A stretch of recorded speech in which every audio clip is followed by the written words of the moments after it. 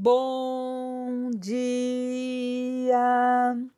Estamos de volta com as nossas reflexões matinais à Corsa da Manhã. Nesse mês de maio, o mês da família, estamos visitando algumas casas com Jesus. A quinta casa que nós vamos visitar é a casa de Jairo. Em Mateus capítulo 5, nós temos o pedido de Jairo. Tendo Jesus voltado de barco para o outro lado, reuniu-se em volta dele uma grande multidão, e ele estava junto do mar. Então chegou um dos chefes da sinagoga, chamado Jairo, e vendo-o, prostrou-se aos pés de Jesus e lhe pediu com insistência: Minha filhinha está morrendo. Venha impor as mãos sobre ela para que ela seja salva e viva. E Jesus foi com ele. Enquanto Jesus ainda falava, chegaram alguns da casa do chefe da sinagoga, dizendo: A sua filha já morreu. Por que você ainda incomoda o mestre? Mas Jesus, sem levar em conta tais palavras, disse ao chefe da sinagoga: Não tenha medo, apenas creia. Jesus não permitiu que ninguém o acompanhasse, a não ser Pedro e os irmãos Tiago e João. Chegando à casa do chefe da sinagoga, Jesus viu o alvoroço, os que choravam e os que pranteavam muito. E ao entrar, ele disse: Por que vocês estão alvoroçados e chorando? A criança não está morta, mas ela dorme. E riram dele. Mas Jesus, mandando que todos saíssem, levou consigo o pai e a mãe da criança e os que vieram com ele, e entrou onde ela estava. Tomando a criança pela mão, ele disse: Talita cumi, que quer dizer: Menina, eu digo a você, levante-se. Imediatamente a menina, que tinha 12 anos, se levantou e começou a andar. Então todos ficaram admirados, mas Jesus ordenou-lhes expressamente que ninguém o soubesse e mandou que dessem de comer à menina. Aqui nós estamos compartilhando com você como Jesus curou antes, uma mulher de hemorragia. Jesus curou enquanto estava a caminho da casa do líder de sinagoga, chamado Jairo, cuja filha estava prestes a morrer. Hoje nós vamos ver o que seguiu então este grande milagre e como nós podemos aprender ou o que podemos aprender com esse incidente. Primeira coisa, dos versículos 22 e 24, Deus mostra a misericórdia para com as pessoas humildes e de fé sincera. Jairo era um homem humilde.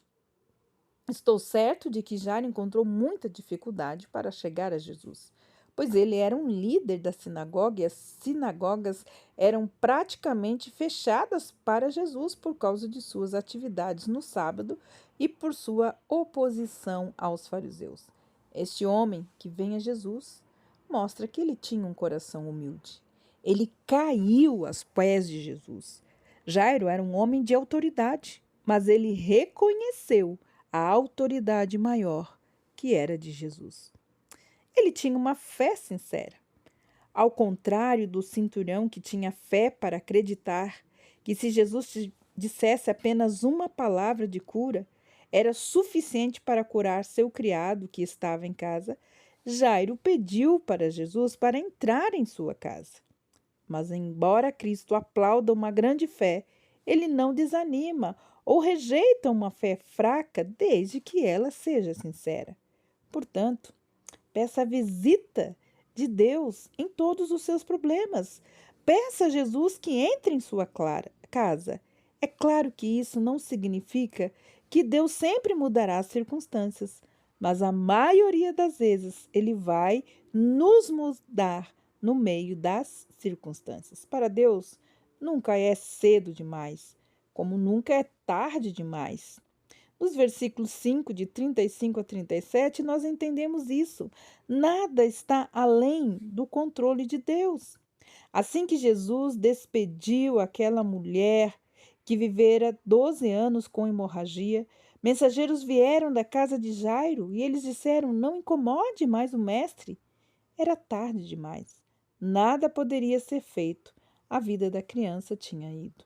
Eles não acreditavam que até mesmo a morte estava sob o controle de Jesus. Mas nós temos a garantia de Deus, independente da nossa situação.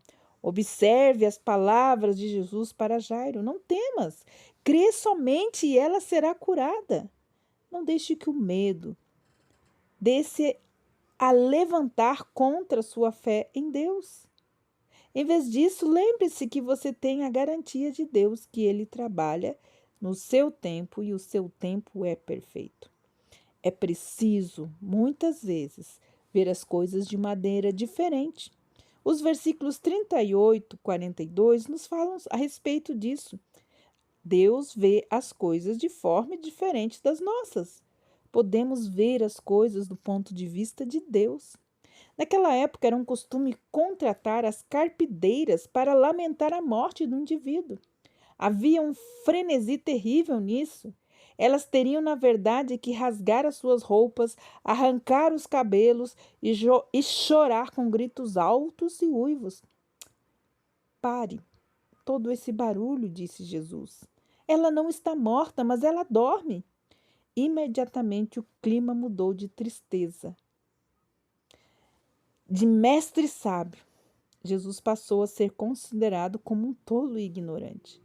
A multidão sabia melhor que ele. Eles tinham as evidências e ele estava apenas falando algumas palavras. No entanto, como veremos, as palavras de Jesus é muito mais poderosa do que a evidência de um cadáver sem vida.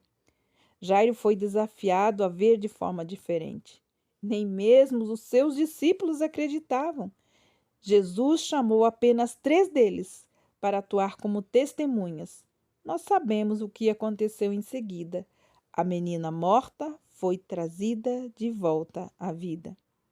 Às vezes, a nossa fé é controlada por aquilo que vemos.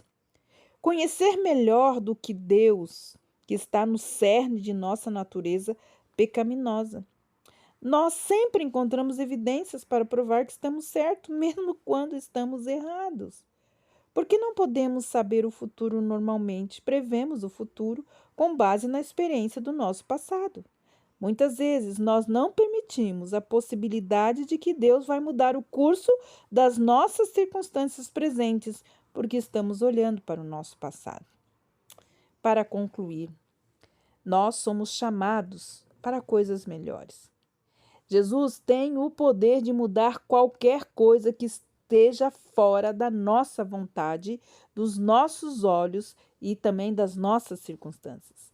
Assim, ele também nos convida a colocar a nossa fé nele, a crer em suas promessas e viver na confiança de que ele está no controle do futuro, porque a sua palavra é a palavra do Todo-Poderoso.